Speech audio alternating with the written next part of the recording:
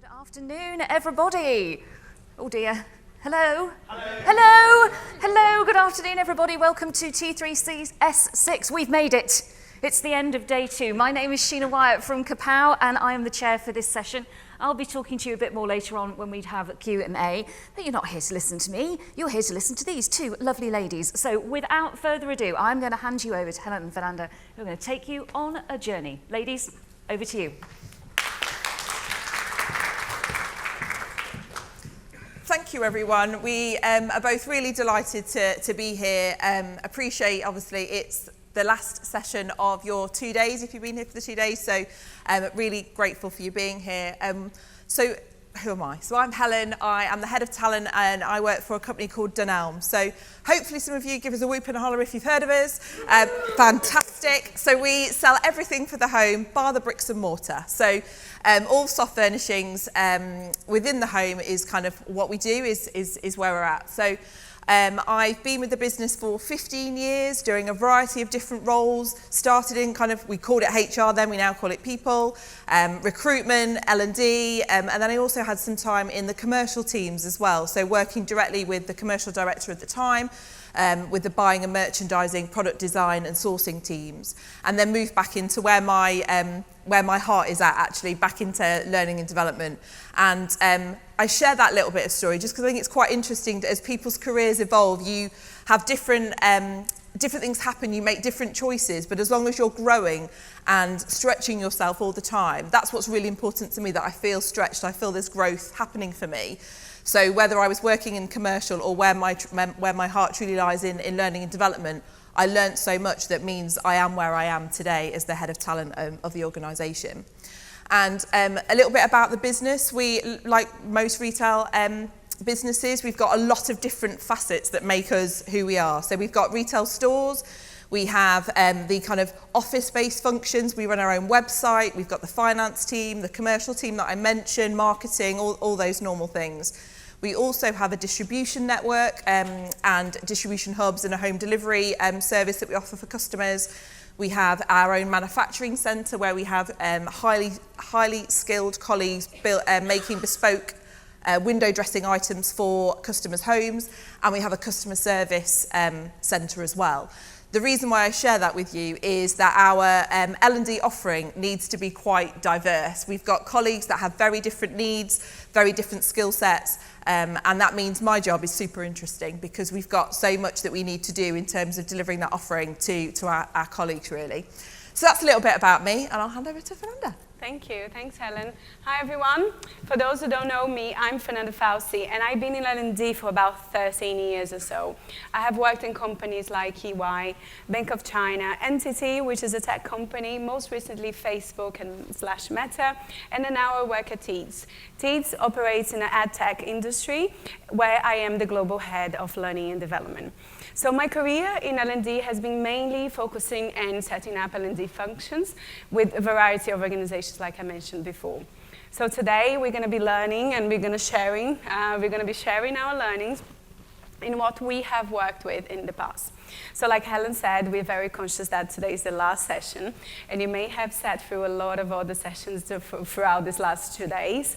So we will keep this session quite dynamic and interactive, so hopefully we'll keep you engaged throughout that. So for today's conversation, we're going to start off by talking about, how we created and how we reinvented the learning culture in our current or previous roles. So without further ado, over to you, Helen. Thank you. So I'm going to take you on a bit of a journey. I'm really sorry that I'm going to have to take you back to a few years ago. There was that word that nobody wants to hear ever again, COVID. So, but before we get there, pre-COVID, Dunelm's L&D offering was very traditional, if we're honest. So any sort of L&D event tended to be face-to-face. We would bring people together in a central location, and we would have them all day long, and we would jam-pack an agenda, 9 to 5, time's precious, cram as much as we can into those learning events. And then we did have a learning management system that we really used kind of more for the compliance-based learning that we have to do as an organisation. Things, you know, your health and safety, GDPR, those sorts of things is how we used the learning platform at the time. And it was also a great place for colleagues to be able to go and access documents for their particular roles to have that. But it wasn't a super exciting learning experience. And if I'm honest, now I look back, hindsight's a great thing. As I look back, I knew that it wasn't the best experience that people were having at that time, but I work in a fast-paced retailer. There doesn't feel like there's a minute to stop, reflect and look back or really consider what the right approach is for a learning culture in an organisation. You just have to go on to the next thing and the next thing. So actually, COVID was, for our business, quite a good thing in that regard. Because as we all remember, that fateful day, time sort of stood still, didn't it? We were all sent home.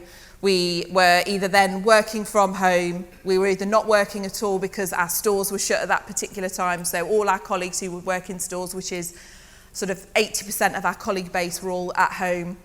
We'd got people homeschooling their children. It was just a really turbulent time. I hate to take us back there. And I'm going to move on really swiftly, that we're not going to think about that too much. But it did give us an opportunity to really consider what our L&D offering wanted to be. What did we want to do for colleagues to make it a really engaging, meaningful experience, actually? So we had the opportunity to just pause and take stock and really consider what that might look like for our colleagues moving forward. And at the same time as kind of COVID hitting and all of those things happening, we were also starting to embark on a significant piece of upskill training that we needed to do with our retail colleagues around our made-to-measure items that we sell in store. They're the custom-made window dressing items that we make. And that training needed to consist of product knowledge, ways of working, systems training, quite a breadth of things we needed to cover off. And normally we would have then, right, let's bring everybody into the regional training centres that we have in our stores. Let's give them a day's worth of activity. And that wasn't possible. The only way we could reach our colleagues was through online delivery. And I knew that the learning management system we had just wasn't fit for purpose. So I was, you're in a bit of a like, what are we going to do? So we took the opportunity to use another system that we have within the business that we use for communication.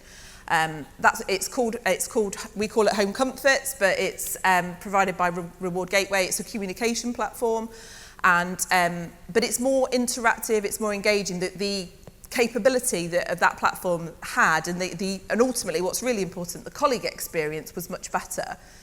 And colleagues were getting more and more familiar with that platform through COVID because that's how we were communicating to colleagues day to day, with what was going on in the business, reassurance, kind of what that, people being furloughed, what that meant, all those sorts of things. We were using that platform. So colleagues were familiar with it, and it was more dynamic and engaging. So we took the decision to create learning hubs on this communication platform, where we were able to create bite-sized learning. I mentioned a few times, you don't want to be sat in front of in a training room, let alone a computer screen for a full day. So we knew that we couldn't, you couldn't keep that same approach. So we took the opportunity to create this bite-sized learning approach, whether that meant it was videos, documents they could read. There was links to other places, resources to get activity, polls, surveys, the option for them to kind of comment and sort of build a two-way communication around the learning experience that they were having. And so we built that content out for this specific project around our made-to-measure offering. And the feedback from colleagues was astounding.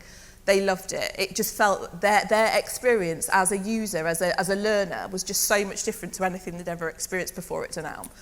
And so we thought, we're onto something here. This is really working. So that continued to grow and evolve, and we started to build learning hubs for different areas of the business where there was a desire and a need for us to get learning out during this time of uncertainty whilst we were going through the pandemic. And then if we roll on a year, we then got to the place where our learning management system needed to be renewed or replaced. And so this is 2021, so it's still highly turbulent. Things were changing all the time, and we could have taken the easy decision to just go, you know what, we'll just renew. We'll just get a slightly better version of the one we already had. it will be very little work from our side. It will just be that we'll have a slightly better version, and colleagues will access that and use it for the compliance content that I mentioned. But that wasn't what we wanted to do. We had already seen the benefit of colleagues of going through a different learning experience, and ultimately colleagues at the heart of everything. That was the most important thing. So we wanted to replicate what we'd done through the communication platform, but on a more of an LMS sort of system, because we still needed to do compliance, we still need to report on who's done what, and make sure that we are legal, and all of those good things that an LMS gives us alongside the learning. So we took that opportunity to find a platform that fit colleagues, and it was a learning and development team decision, and we got the company buy-in because we had all that feedback and all that data to say that colleagues had a much better experience as we'd taken this new approach. And we implemented Thrive. So they've been here today. I don't know if anybody's been able to go and see them downstairs, but they are an amazing user experience platform, and it's about that experience is the key word. It's not a learning management system, it's a colleague experience platform. They're there to experience something. And that was at the heart of our decision making of making sure that experience continued. And the last part of my little story is that we've been able to continue that learning approach into other areas of the learning agenda. So all of our workshops are now only 2 hours long as a maximum. We're doing peer-to-peer learning. We're doing masterclasses.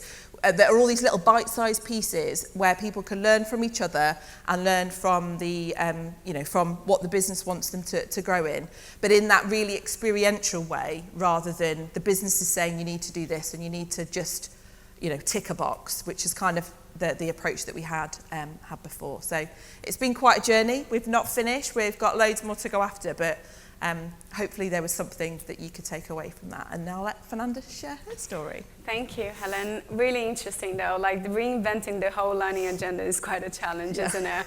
And then I think for you, especially with changing of the situation globally that was happening was something, and it was really positive for us, actually. Yeah, and definitely. Actually for you, just to look back and reflect on that is quite, engaging, and I'm sure you and your team are really proud of that. We are super proud. So it's great to hear.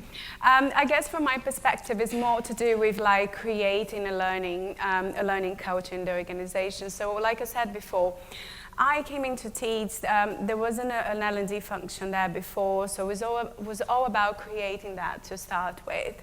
So a key few things that I wanted to share with you that I have not only used in my current role, but before. 3 things I would say that is most important for you to think and to bear in mind when creating a new learning culture. So the first one, most important one I would say, is stakeholder buy-in. If you don't have that, it's really, really tricky to unlock opportunities and really drive that. Second is a communication piece. The communication, you need to bring people on board with you. You need to take them on this journey. And then last but not least, have a consultative approach where you actually engage in and working with the teams to make sure that the solution that you're bringing to them is fit for purpose. So if we take to the stakeholder buy-in, if you bring someone in, as in an L&D, to lead an L&D function that you haven't had before, your groundwork is a little bit done already, because the assumption is that the senior leaders would have already identified the importance of focusing on L&D. However, it doesn't stop there, because you have a variety of other stakeholders that you need to engage on to understand not only their challenges, but really think about their priorities and how those challenges, priorities, and focus, or even aspiration will fit into what you're building from a learning culture perspective. So that is really important. And as I said, creating a learning culture is a journey. And with that, it comes communication, keeping people engaged, bring them along, giving a status update. This is what's happening, this is what's coming, and this is the reason why we are, implementing this or that, whatever you decide to do. And last but not least, the consultative approach. Consultative approach, as the word really says, really working with your target audience, is really identifying what are the challenges that the business are having and how can you propose solution. So an example of that is when I joined one of the previous organizations that I work at, one of the first things they said to me, Fernanda, we need a management training. And I was like, okay, that's interesting. Let me just find out. So as I was talking to the business, really understanding what are their challenges and what are these challenging having impact on the business. And then I actually found out that instead of that traditional management training that they needed, they actually needed leadership development program because they already had a really strong culture and all they needed is just to leverage the leaders to the next level. So should I have not taken that approach, I think I would have delivered a solution that wasn't exactly what they needed to take them to the next level when it comes to learning culture. So for those, and please don't get me wrong, for those in the room that have an operational mindset and you're tackling an L&D challenge starting with technology, you may want to think twice.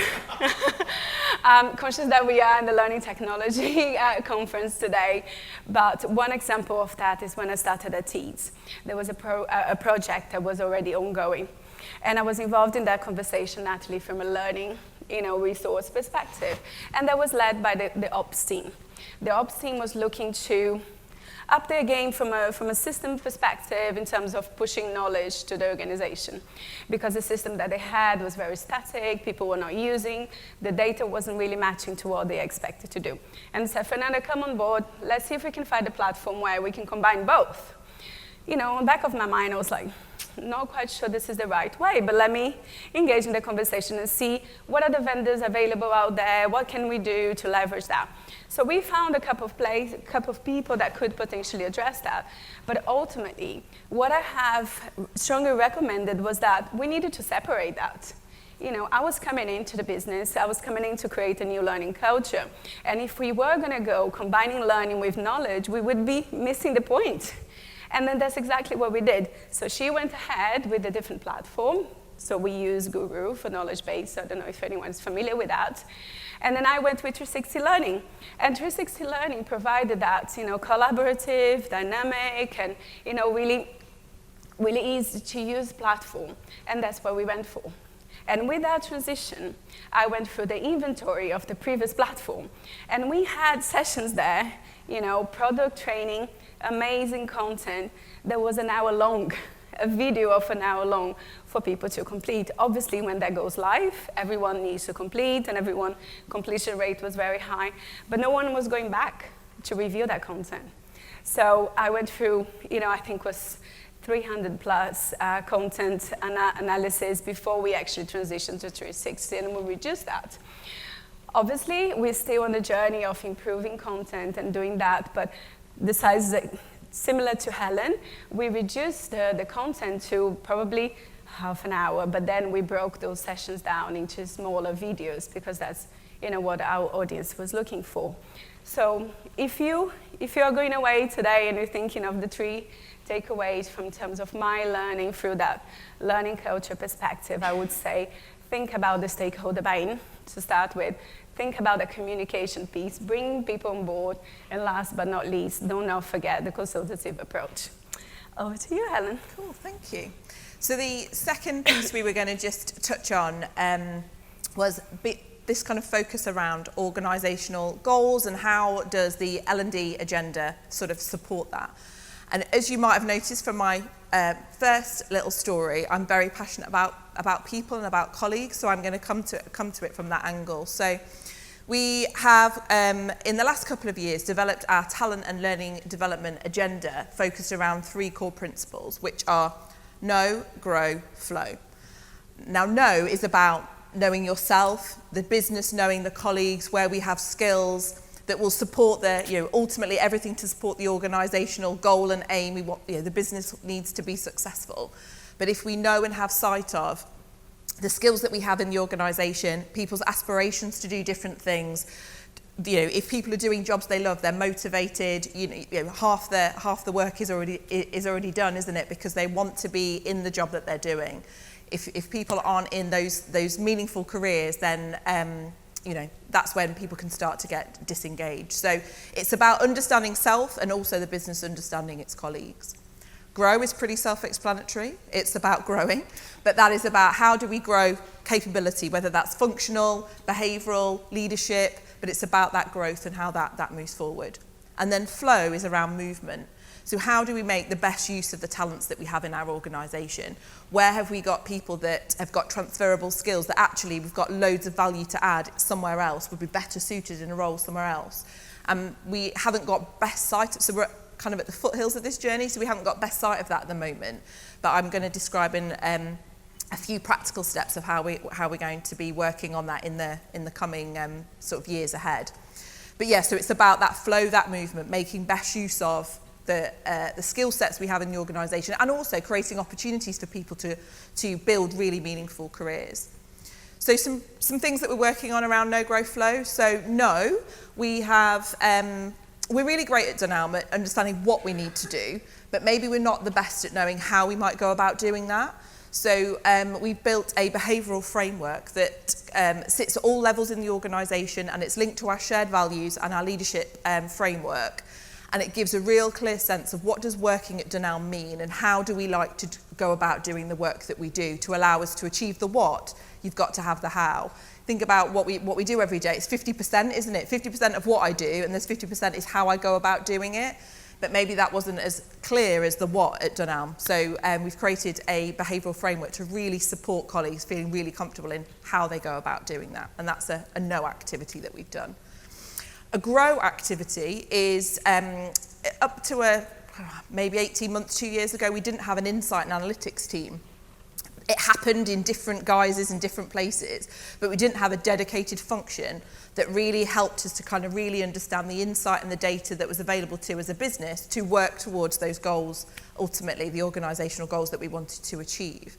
So we had to buy that talent in. So we created the function, we had to bring the capability in because we didn't have it in-house. But now that we do, how do we use that as a grow opportunity? How do we grow data capability around the organisation using the people that have that skill? How do we cascade that out? So how do we become more data fluent as a business?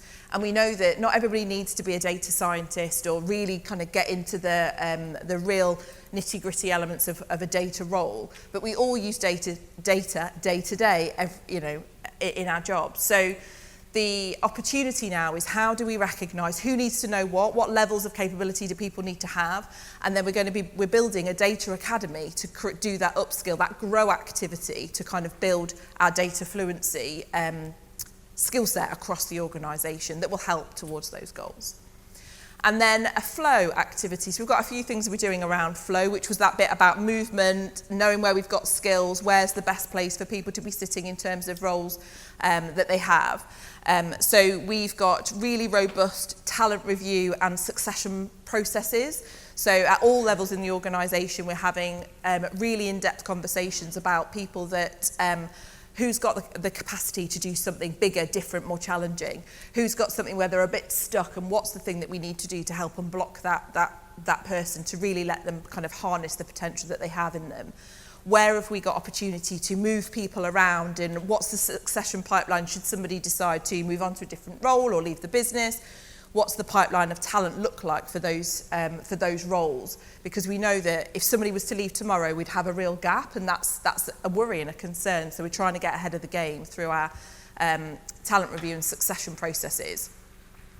And then another thing that we're also doing is this really bit about what flow truly is, about that movement and getting people to have whatever career they want at Dunelm to be. So we're currently running a talent marketplace trial, and we're running that in a few areas of the business too. And people that maybe aren't familiar, a talent marketplace solution is a little bit like an internal LinkedIn.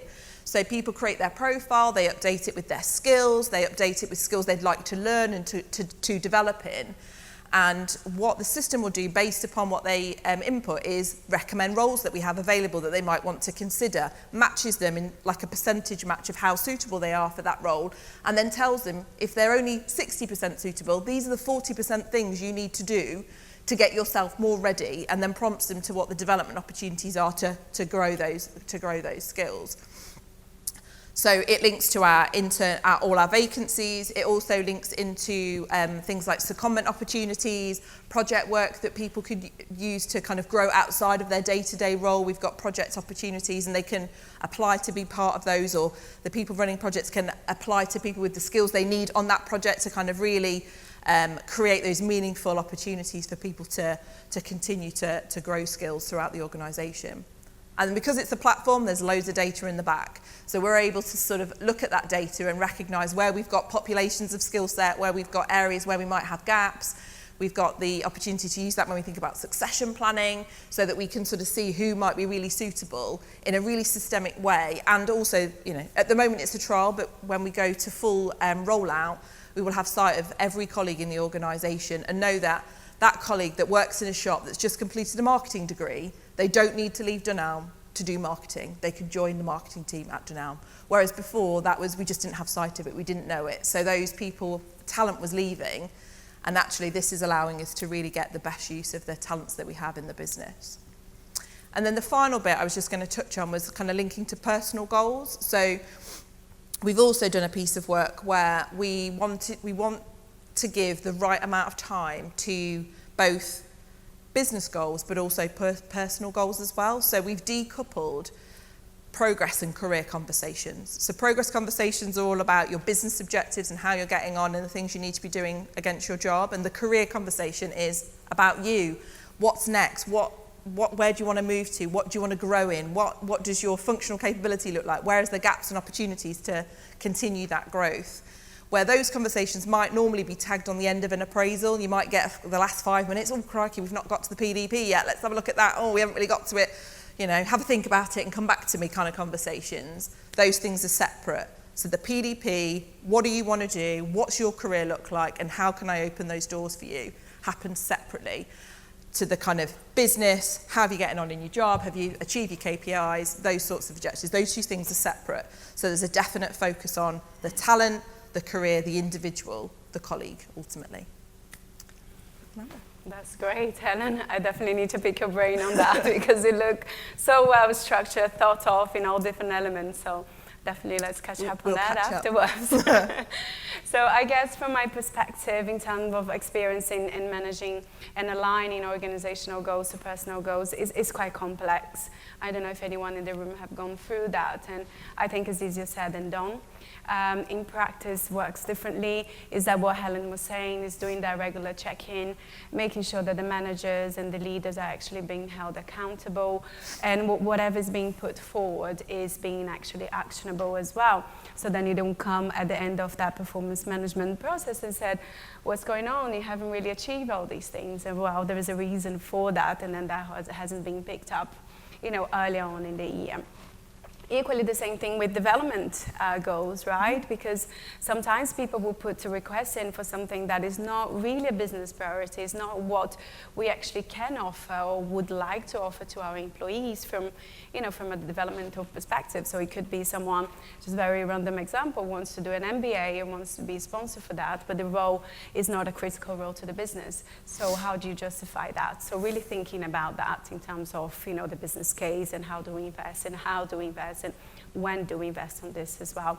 So at Teeds, we're still early on in actually aligning the organizational goals to the personal goals. So there's a big project going on with the wider HR team, the finance team, and then there's that is going through that. It's not to say we always had a very strong organizational goals, and all the teams always had the goals to work on. But what we are doing this time around is we are bringing Culture AMP to have a system where we're actually implementing those goals to create sort of like a database, and also so creates visibility from all different levels from a goal setting perspective. So I guess where I come in from a learning professional in this alignment of organizational and personal goals is really educating the educational part of the employees, is really explaining and educating the managers to have those different conversations and really knowing how best to position the proposition that we're going forward and aligning that globally as well. So that's it for me. So thank you very much for taking the time for being with us. Thank you. I guess we can take some questions. Yeah. Okay. Absolutely, thank you both. That was absolutely fantastic, very interesting. I should just come and put this down. And now, yeah, it is your opportunity to pick their brains and ask some questions. So we need a willing victim, not a victim. Volunteer. Volunteer, that would be the word. It is the end of day 2. So if we have a question, please go ahead and fire away. Thank you so much, ladies. It's always so great to hear insights from like-minded professionals. The question is, and you just touched upon right now at the end, it's you spoke about connecting with managers and you know, like working with stakeholders, and I was curious if you would have more practical examples on how you motivate the stakeholders to get involved and create a learning culture. Yes, certainly. So the example I shared around building the behavioural framework that we did, that could have very much been a people-led initiative, that we've got some values and that means we've got these behaviours and that means that you need to do this. But we did, the process of creating the framework as it is now is we involved all levels of the organisation. So what does that shared value mean to you in your role? So if you're a colleague in a store, what does it mean? But if you work in the distribution centre, what does it mean? If you work in finance, what does it mean? To then create, I guess, to get a sense of where there was consistency of what those things truly meant, depending on the levels that the different levels that we have in the organisation. Because we didn't want to make it too complex that, you know, in finance it means this, but, you know, in stores it means that, and in distribution it means the other. So we have one framework, but we have kind of grouped it by level. So it was important to talk to everybody at those levels to kind of bring it to life and for them to be able to kind of describe what it meant. And then we also did the same thing all the way through. So we did it with the exec team, we did it with the board, so that we kind of got everybody's kind of involvement. So then the final framework that we now have, everybody's had an input into. So it feels like it's ours, not the people teams. So people aren't being done to, they've been involved in that process. Yeah, and then I think that's really important, is making people part of that process, because that's when they're actually going to be your advocate and they will be your ambassador, because ultimately you want a voice in the business, right? People want to be heard. They want to be, you know, oh yeah, I inputted into that, so therefore I'm into that, so as opposed to that, you know, I'm telling you to do this. And I don't know if anyone was in the session from Steve and Ben earlier, but he was talking about that, and Grant Thornton was about, you know, I'm telling you to do this, as opposed to getting people involved, which they mastered that, which was really effective. Mm-hmm. Any other questions? Thank you. Yes, we've got a question towards the back and then we'll come to the front, okay?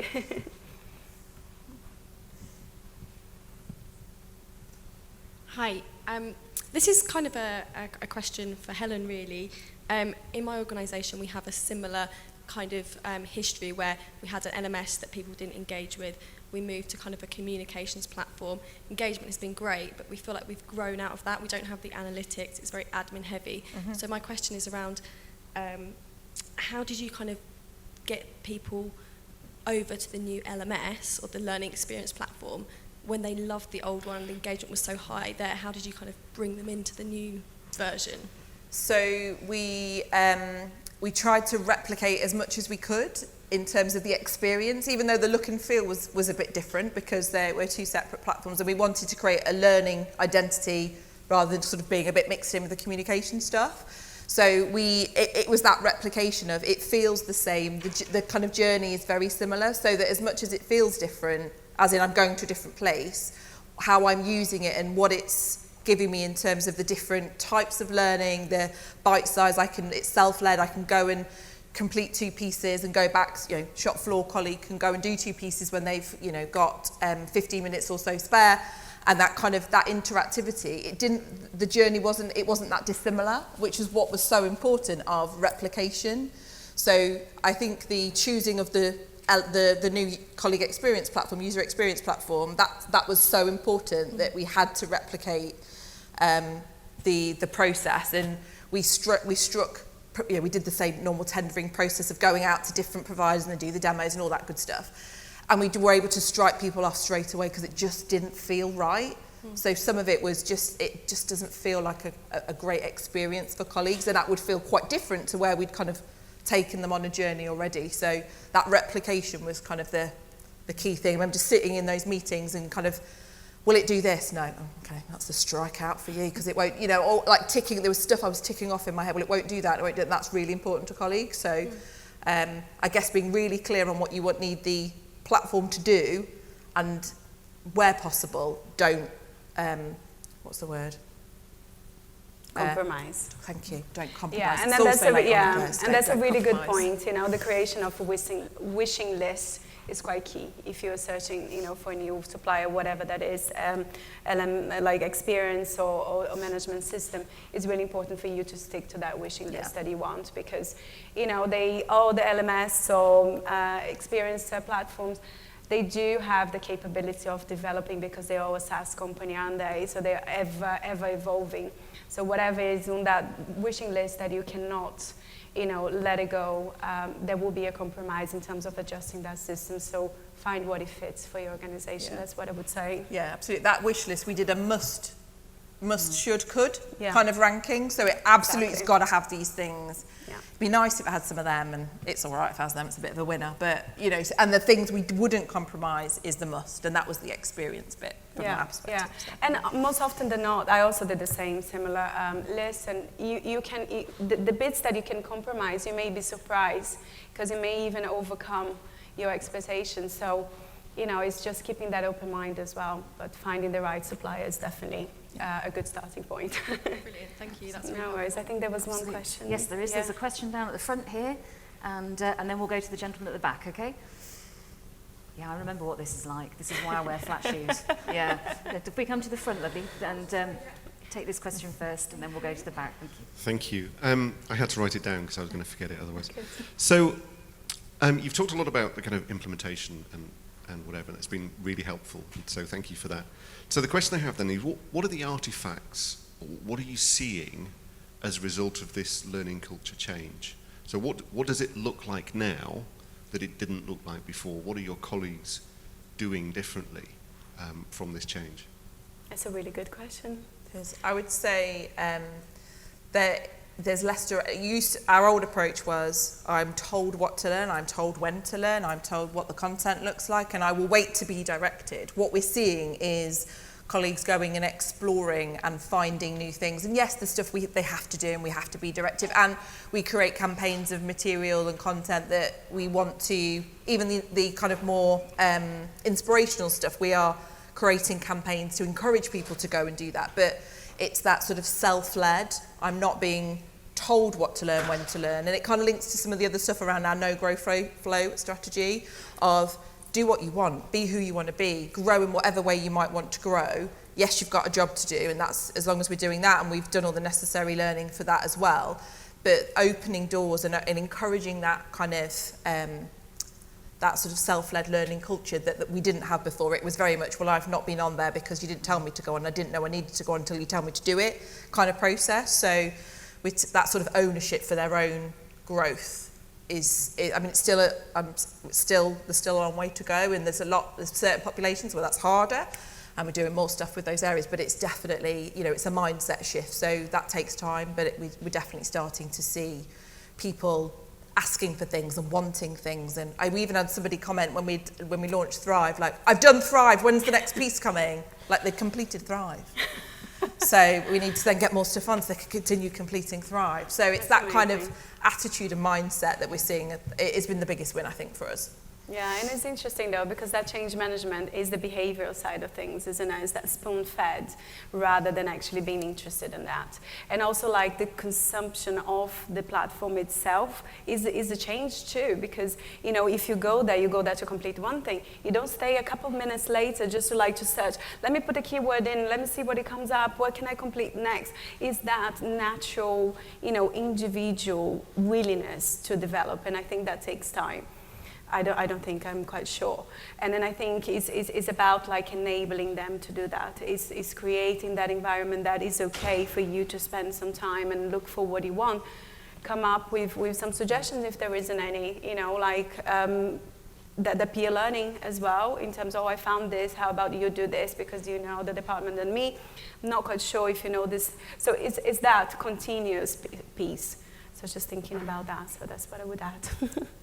That's great, thank you. You're welcome. The gentleman behind, there we go.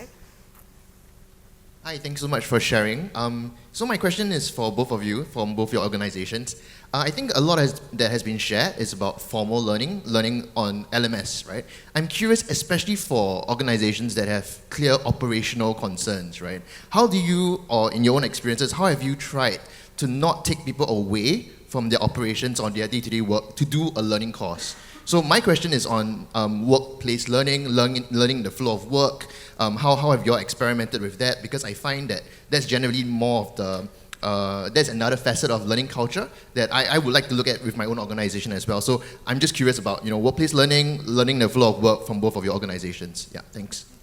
I think your deskless Well, yeah, so I don't know experience, if you were at the deskless workers talk earlier, but there was some really interesting stuff and sort of similar things to what we're doing. But I suppose there's the element of the 70-20-10. So the 70% is how do I learn as I'm in my job. So people are and I guess that's again a bit of a mindset shift, that people are learning all the time. So whether I'm stood next to somebody doing an end in a shop, doing a display end in a shop, and I'm getting some peer-to-peer feedback about what looks good and how we might do something differently, or the store manager is kind of doing a bit of a review and giving feedback. That's all learning. So those things are happening all the time. I guess sometimes we have to call it out and point it out. I wouldn't necessarily say we're doing a definite this is what we're doing. It's just kind of happening organically by the nature of, you might go and do your 10% education piece on the LMS that's telling you about a new way of working.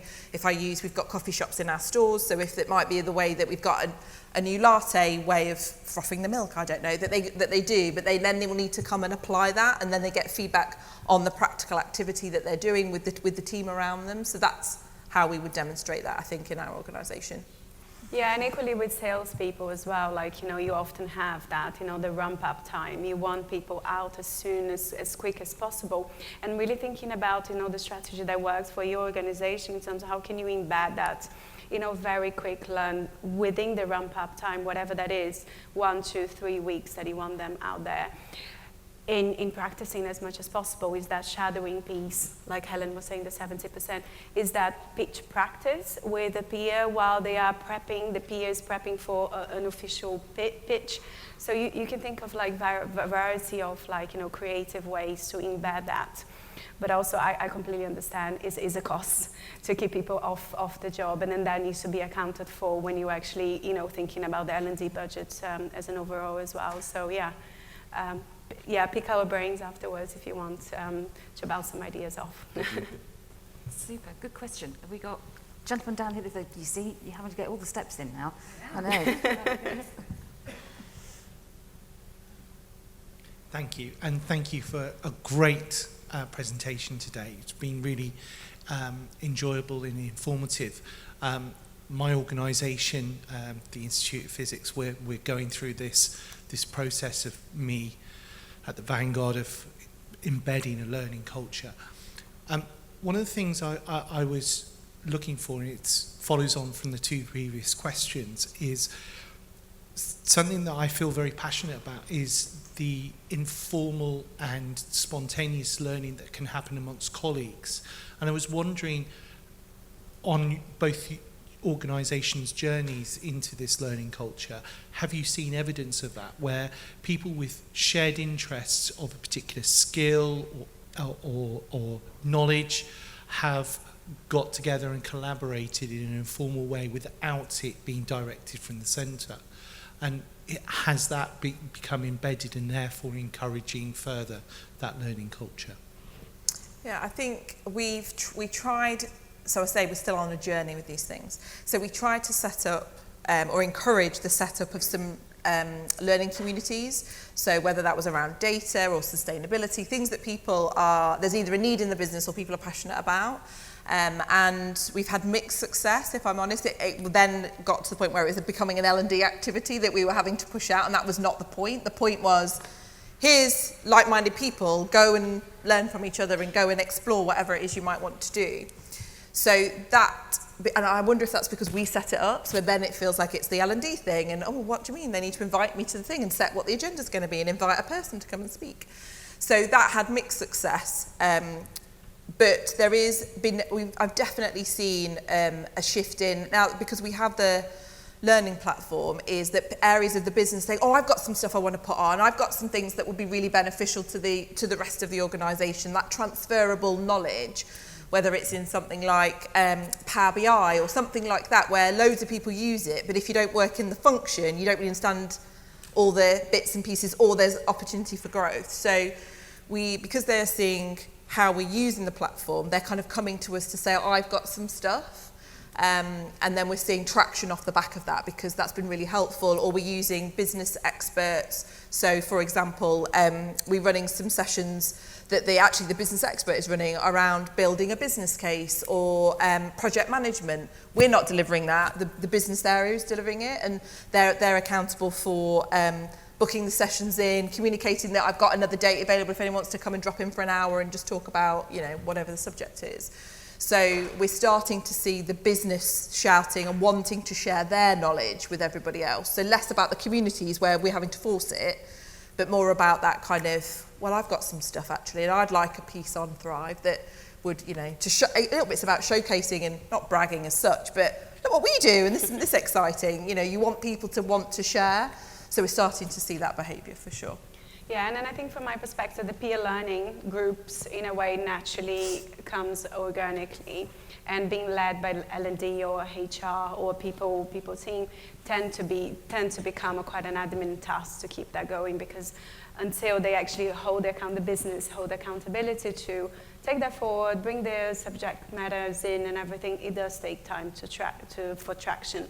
What I would say though is that in a couple of organizations that I have introduced that before, we first analyzed what are the skills that needed to upskill within the organization, and I have done that twice in different organizations where we actually identified top 3 skills, and we identified the subject matter experts for those. So naturally, the first ones I organized with them, and we were very limited in resources. But then after that, naturally, that people start networking and understanding who the people were the subject matter experts in the areas were, and then reaching out to them.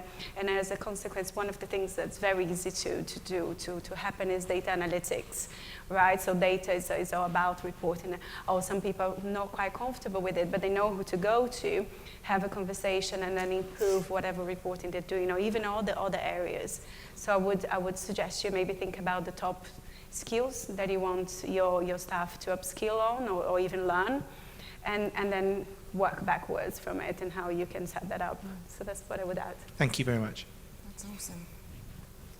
There's something that's occurred to me actually as I've been listening to you this afternoon, which is great, is that I'm at the beginning of a similar process with an organisation that uses complete volunteers in the small business community to run a networking organisation. I've been given the, apparently it's an opportunity, I could think of probably another word for it, of trying to get them to engage in learning in a very similar way that the two of you have been talking about. And one of the things that I'm trying to create is that experience level where they want to engage, they want to go through it, rather than it feeling like having to put ticks in the boxes. So it would certainly help me, I think, to wrap us up this afternoon, if you would, because I'm going to be completely selfish, if you could maybe just share with us your top takeaways that we can keep mulling over. Yeah, I'm probably going to sound like a bit like a broken record. It's about colleagues. It's about your people. They're your customer if you're in an L&D function. So what is the right thing for them? And then let that drive everything else. So, the business will have a view, different members in the people team will have a view because everyone wants a piece of it and all that good stuff. But ultimately, colleagues at the heart of what's the experience they're having, whether it's choosing a learning system, whether it's the design of different programs, development programs you might have, whether it's around the strategy you have, the content you want to create, the format. Ultimately, if I was the colleague, or get colleagues involved, what do you think of this? We've just done a bit of a reorg of Thrive, and because we got some feedback that it was starting to get a bit cluttered, and because we're starting to add loads of stuff, people are struggling to find where it all is. Take that feedback, we did a bit of a redesign, reorganisation, and then we're getting feedback on how does it now feel. So, because ultimately it's for them, it's their development, their learning, so keep your colleagues at the heart. Awesome.